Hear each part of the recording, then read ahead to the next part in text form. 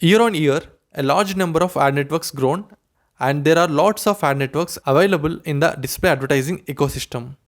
Let's take one example of ad networks for both publisher and advertiser.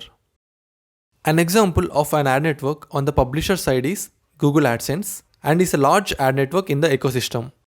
When publisher have AdSense account, this ad network provides access to demand from advertisers of Google Display Network and helps to monetize websites, blogs, etc.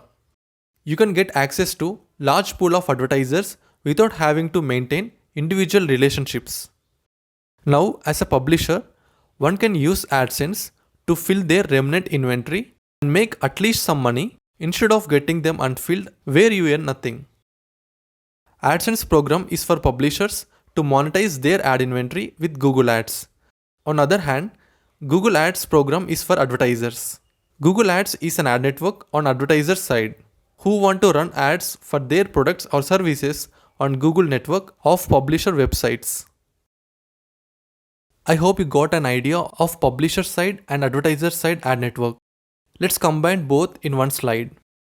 This slide shows how AdSense, Google Ads connected to Google Display Network.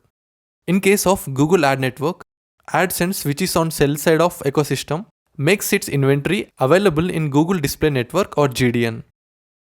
On other end of ecosystem, advertiser or brands can run their ads on Google Display Network's inventory via Google Ads. Publisher and advertiser connects to a Google Display Network and get their requirements from the ecosystem. Other ad networks in the ecosystem which works for publisher and brands.